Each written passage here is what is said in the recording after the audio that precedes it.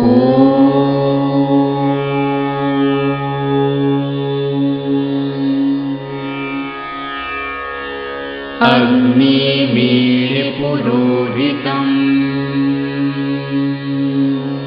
यज्ञस्य देवं ऋत्विजम्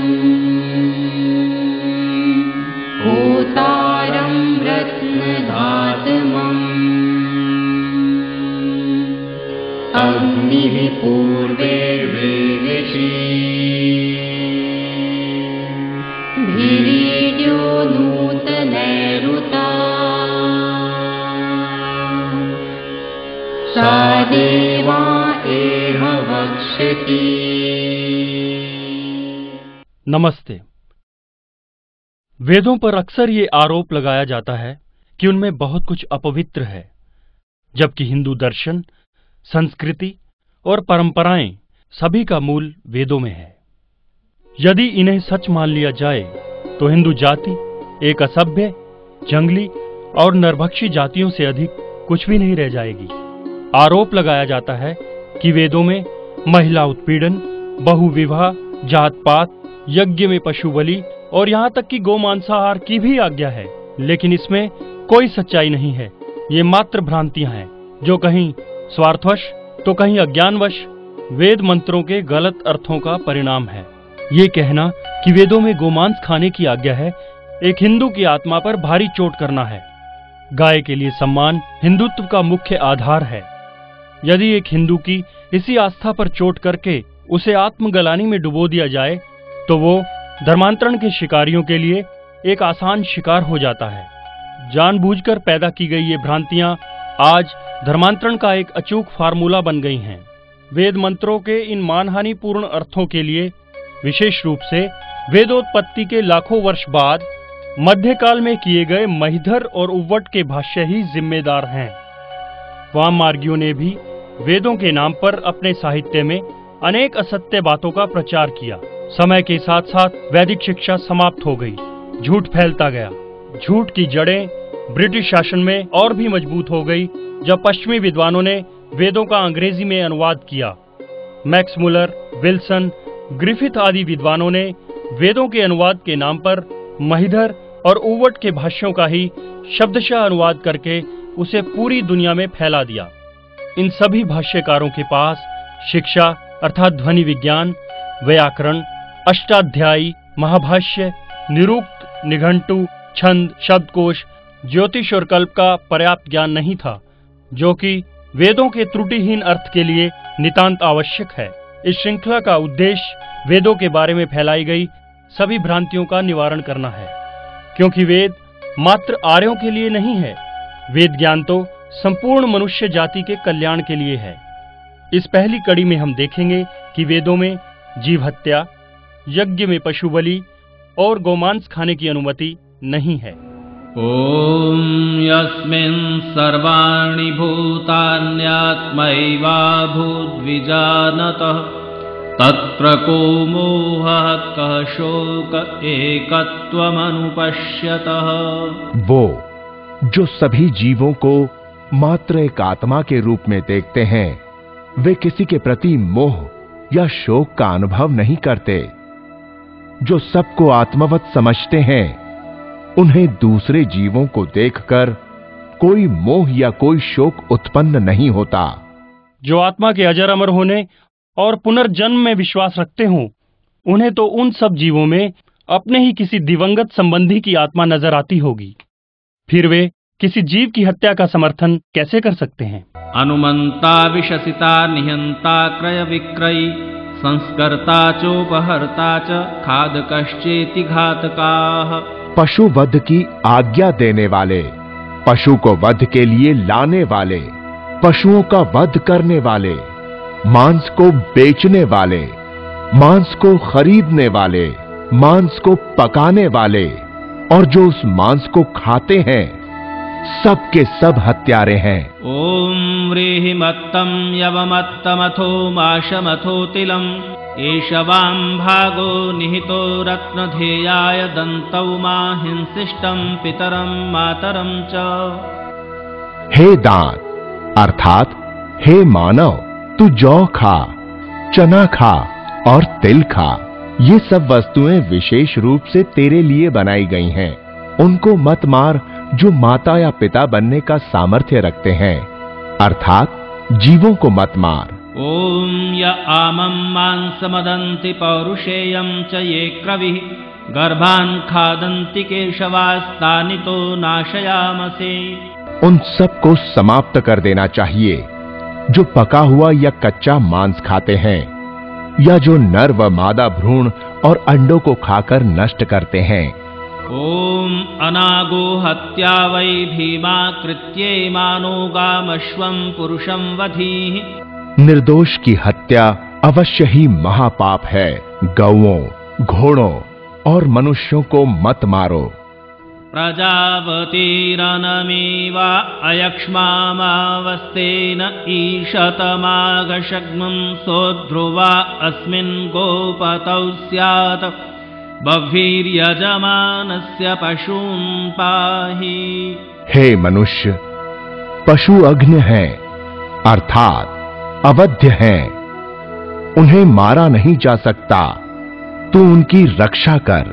ओम घृतेनाक्तौ पशुस्त्रायेथाम्। हे मनुष्य, तू पशुओं की रक्षा कर। द्विपादव चतुष्पाद पाहि दिवो वृष्टिमेरय। हे मनुष्य, तू 2 पैर और 4 पैर वालों अर्थात सभी जीवों, पक्षियों और पशुओं की रक्षा कर। जीव हत्या का निषेध करने वाले और भी अनेक मंत्र वेदों में भरे पड़े हैं। वेदों में जीव हत्या की आज्ञा बिल्कुल नहीं है। मांस खाने वालों को तो वेदों में हीन दृष्टि से देखा गया है। उन्हें पिशाच आदि की संज्ञा दी गई है, जो दैत्य और राक्षस के पर्यायवाची हैं। क्रव्यात क्रव्य अर्थात मांस खाने वाला, पिशाच पिशिता मांस खाने वाला, असुतृप्त भोजन के लिए दूसरों की हत्या करने वाला, गर्भदा और अंडदा भ्रूण और अंडे खाने वाला, मांसदा मांस खाने वाला। ओम अन्नपते अन्नस्य नो देहनमेवस्य शुष्मिणः प्रप्रदातारं तारिष ऊर्जं नो धेहि द्विपदे चतुष्पदे। सभी जीव, पक्षी और पशुगण शक्ति और पौष्टिकता को प्राप्त हों। इस मंत्र को सभी हिंदू भोजन से पहले पढ़ते हैं। फिर वही दर्शन जो प्रत्येक आत्मा के कल्याण की कामना करता हो, पशुओं के वध की स्वीकृति कैसे दे सकता है? जब वेदों में पशु हत्या का इतना स्पष्ट निषेध है, तो वेदों में मांस भक्षण और पशुवध के तर्क को कैसे स्वीकार किया जा सकता है?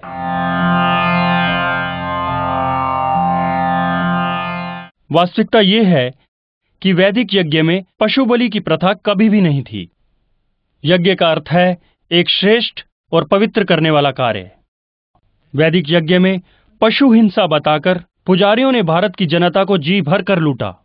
पुजारियों और राजपुरोहितों ने राजाओं के साथ मिलकर समाज को शिक्षा से वंचित कर दिया। अशिक्षित जनता उनके प्रत्येक वाक्य को ब्रह्म वाक्य मानने पर विवश थी। वेदों के नाम पर अनेक झूठे ग्रंथ लिखे गए और ना जाने कितने घिनौने कार्य धर्म के नाम पर समाज में प्रचलित कर दिए गए। यज्ञ में पशु बलि भी उन्हीं में से एक है। आइए देखें कि वेद किस प्रकार यज्ञ में हिंसा का निषेध करते हैं। अध्वर इति यज्ञ नाम ध्वरतिर हिंसा कर्मा तत्प्रतिषेध। यज्ञ का नाम अध्वर है। अध्वर अर्थात वो कार्य जिसके करने में किसी भी तरह की कोई हिंसा न की गई हो। महाभारत काल के बाद समय समय पर वेदों के अनेक मंत्रों का त्रुटिपूर्ण अनुवाद और वैदिक शास्त्रों में प्रक्षेपण अर्थात असत्य की मिलावट की गई।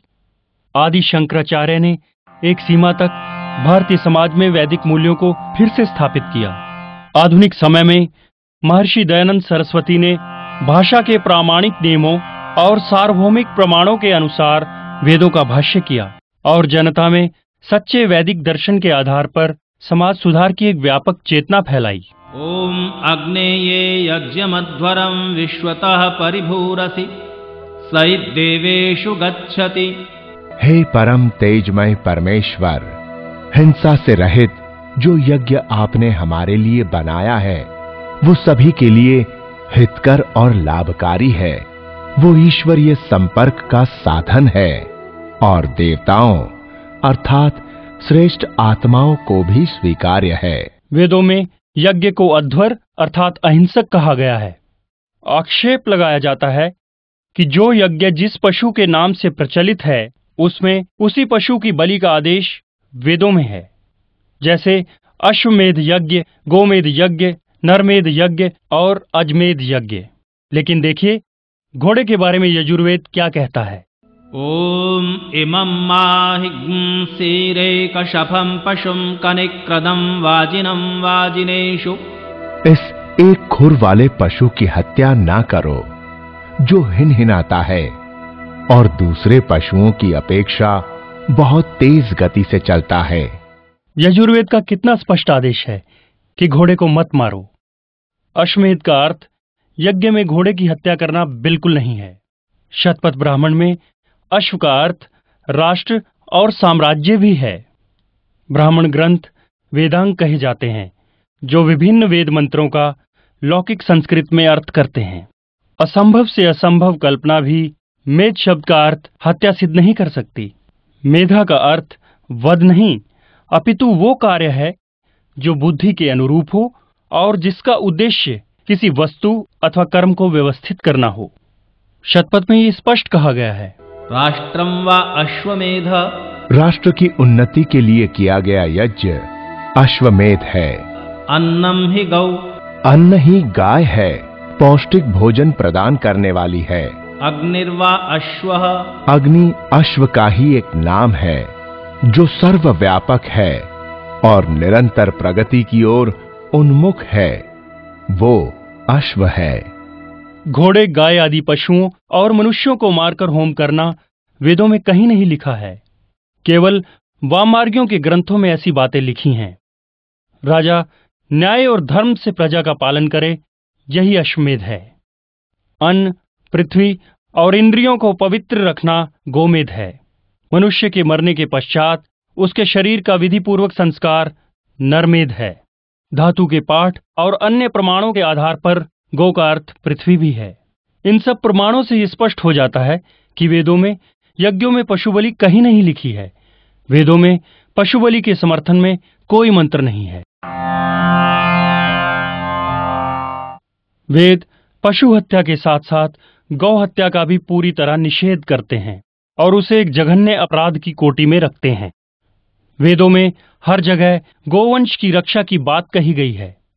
ओम इमं साहस्रं शतधारमुत्सं यच्यमानं शरीरस्य मध्ये घृतं दुहानामदितिं जनायाग्नेमा हिंसीहि परमे व्योमन्। गौ धन को ना मारो, इनका हर प्रकार रक्षण और वर्धन करो। ओम आरे गोहानरिहा वधोवो अस्तु। गौ हत्या मानव हत्या के समान है। ओम सूयवसाद भगवती ही भूया अथो वयम भगवन्तः स्याम। अद्धितृणमग्न्ये विश्वदानीं पिब शुद्धमुदकमाचरन्ति। गाय जिसका कि किसी भी अवस्था में वध नहीं किया जा सकता, शुद्ध जल और हरी घास का सेवन करते हुए स्वस्थ रहे और हमें सद्गुण, ज्ञान और आध्यात्मिक समृद्धि प्राप्त होती रहे। अग्न्या जो कभी भी ना मारा जाए, अहि जिसका वध ना किया जा सके, अदिति जिसके टुकड़े ना किए जा सकें। वैदिक शब्दकोश निघंटू में यास्क मुनि गौ शब्द के अभी अभी सुने पर्यायवाची देते हैं। गौ शब्द के इन अर्थों से स्पष्ट है कि वेदों में गौ हत्या निषिद्ध है, अपराध है और मानव हत्या के समान दंडनीय है। ओम अग्न्येयं सा वर्धतां महते सौभगाय। गाय जो कि अवध्या है, हमें पुष्टि और ऐश्वर्य दे। ओम सुप्रपाणं भवत्वग्न्याभ्यः। अग्न्या गाय के लिए जल और पौष्टिक खाद्य की उत्तम व्यवस्था हो। ओम यह पौरुषेयेण क्रविशा समन्तेयो अश्वेन पशुना यातु धानः। यो अग्न्याया भरति क्षीरमग्ने तेषां शीर्षाणि हरसापि वृश्च। जो मनुष्य घोड़े अथवा अन्य पशुओं का मांस खाते हैं तथा अगन्य गोधन का विनाश करते हैं, वे सब अपराधी हैं और कठोर दंड के पात्र हैं। ओम विमुच्यध्वमग्न्या देवयाना अगन्मतमसस्पारमस्य। अग्न गोधन हमारे ऐश्वर्य का हेतु हो। ओम आगामनागामदितिं वधिष्ठ। गोधन को मत मारो जो कि निर्दोष एवं अदिति है। ओम अंतकाय गोघातम। गोधन को मारने वालों का विनाश करो। ओम यदि नो गाम हिंसी यद्यश्वम यदि पुरुषम तन्त्वासीसेन विद्यामो यथा नोसो अवीरहा। जो हमारे गोधन, अश्वों और प्रजा की हत्या करे, उसे शीशे की गोली से मारो। अन्यो अन्यमभिहर्यत वत्सम जातमिवाग्न्या। आपस में हम ऐसे प्रेम करें जैसे अग्न्या गाय अपने बछड़े से करती है। ओम धेनुम सदनम रयीणाम। गोधन प्रत्येक ऐश्वर्य का स्रोत है, अर्थात प्रत्येक सुख की खान है। इतना ही नहीं, ऋग्वेद का संपूर्ण छठा मंडल गोधन की महिमा का बखान करता है।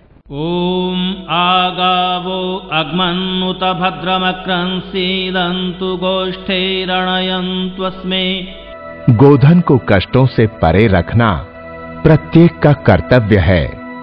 भूयो भूयो रयिमिदस्य वर्धयन्नभिन्ने खिल्येन दधाति देवयुम्। जो गोधन की सेवा करते हैं वे ईश्वरीय कृपा के पात्र हैं। ओम नता नशन्ति न दभाति तस्करो नासामा मित्रो व्यथिरादधर्षति। शत्रुओं को भी गोधन के प्रति अस्त्र उठाना अनुचित है। ओम नता अर्वारेणुककाटो अश्नुतेन संस्कृतत्रमुपयन्ति ता अभि। कोई गोधन का वध ना करे। ओम यूयं गावो मेदयथा कृशं चिदश्रीरं चित् कृणुथा सुप्रतीकम्। जो गाय हमें हर्षित व बलशाली बनाती है, हम भी उसको स्वस्थ व निरोग रखें। मावहस्तेन ईशत माघशंसा परिवोहेति रुद्रस्य वृज्याः। गाय को शुद्ध चारा और शुद्ध जल मिले, अस्तु गाय का वध ना हो और वो हमें ऐश्वर्य देने वाली हो। इससे अधिक और क्या प्रमाण हो सकता है कि वेदों में गोहत्या सहित किसी भी जीव हत्या का निषेध है। वेदों में गोमांस भक्षण की आज्ञा तो बिल्कुल नहीं है। इतना ही नहीं, दूसरे धर्मों में भी गाय को एक सम्मान का स्थान दिया गया है। हदीस में कहा गया है, सल्लल्लाहु अलैहि वसल्लम ने फरमाया कि गाय का दूध इस्तेमाल करना लाजिम पकड़ लो, क्योंकि उसमें शिफा है, उसके घी में दवा की तासीर है और उसके गोश्त में रोग है। बहादुर शाह जफर ने अपने राज में गोहत्या करने पर फांसी की सजा तय की थी। अकबर के राज्य में गोहत्या पर पूरी पाबंदी थी। जे रत लागी कापड़ा जामा होए पलीत, जे रत पीवे मानवा ताक्यों निर्मल चित। सिख धर्म में भी गाय को बहुत ही सम्मान की दृष्टि से देखा गया है। अनेक सिख गुरुओं ने सिखों को मांसाहार, शराब और तंबाकू से परहेज करने का उपदेश दिया है। पुराने समय में जैन लोग अपनी संपत्ति की गणना गायों की संख्या से करते थे। सुरदेव, चूल शतक और कांपिल्य के पास 60-60 हजार गायें थी। महात्मा बुद्ध के अनुसार यदि अन्न जल ना मिले तो पंचगव्य अर्थात दूध, दही, घी, मक्खन और मट्ठा, ये पांचों गोरस लिए जा सकते हैं। ज़ोराष्ट्रियन धर्म में भी गाय की रक्षा का उपदेश है कि बैल अर्थात गोवंश हमारी जरूरत है, गोवंश हमारी वाणी है, गोवंश हमारी जीत है। गोवंश हमारे खेतों को जोतकर हमारे लिए भोजन पैदा करता है। प्राचीन मिस्र में यद्यपि पशु बलि की प्रथा थी, किंतु गाय की बलि की नहीं, क्योंकि गाय देवी हाथोर को प्रिय थी और राष्ट्रपिता के गाय के विषय में कुछ ऐसे विचार थे। गो रक्षा मेरे लिए स्वराज्य से भी बढ़कर है। मैं गाय की पूजा करता हूँ और सारी दुनिया के साथ लड़कर भी उसकी रक्षा करूंगा। एक और भ्रांति समाज में ये फैली हुई है कि गोमांस में प्रोटीन की मात्रा बहुत अधिक है, जबकि सच्चाई ये है कि सोयाबीन, मूंगफली और दालों में प्रोटीन की मात्रा गोमांस से कहीं अधिक है। गाय हमारी ग्रामीण अर्थव्यवस्था का आधार है। गाय के गोबर से खाद और बिजली दोनों बनाए जा सकते हैं। गोबर अनेक रूपों में ऊर्जा का स्रोत है। बंधुओं, जहां एक और ये बड़े गर्व की बात है कि वेदों में गौ हत्या और पशु हत्या नहीं है, और जहां सभी धर्मों में गाय का गुणगान करके उसकी रक्षा का उपदेश दिया गया है, और जहां सभी विचारशील पुरुषों ने उसके संरक्षण की बात कही है, वहीं दूसरी ओर बड़े दुख और लज्जा का विषय है कि आज बड़ी भारी मात्रा में गोधन का विनाश हो रहा है, और इसके एक बहुत बड़े जिम्मेदार हिंदू स्वयं हैं। कत्लखानों को अधिकांश बूढ़ी गायें हिंदू गौशालाओं और हिंदू पालकों से ही मिलती हैं। एक गाय अपने जीवन काल में लाखों मनुष्यों का पेट भरती है, जबकि एक मृत गाय 50-100 का। अतः गाय को जीवित रखने में गाय को मारने से ज्यादा समझदारी है। गौरक्षा मात्र धार्मिक उद्देश्य से ही नहीं, अपितु मनुष्य मात्र की समृद्धि के लिए भी आवश्यक है। गाय का गोबर एक कीटाणु प्रतिरोधक है। गौमूत्र से अनेक आयुर्वेदिक दवाइयां बनती हैं। महानुभावों, क्या बूढ़े और निर्बल होने पर हम अपने प्रियजनों को घर से बाहर निकाल देते हैं? अपने थोड़े से नकद फायदे के लिए गोवंश का विनाश करके हम अपने राष्ट्र के विनाश का बीज बो रहे हैं। आइए आज हम सब मिलकर ये प्रतिज्ञा करें कि सर्वोपयोगी गोधन की रक्षा करेंगे, ताकि सब मनुष्य पृथ्वी पर स्वस्थ और सुखी रह सकें। नमस्ते। समानो मन्त्रः समितिः समाने,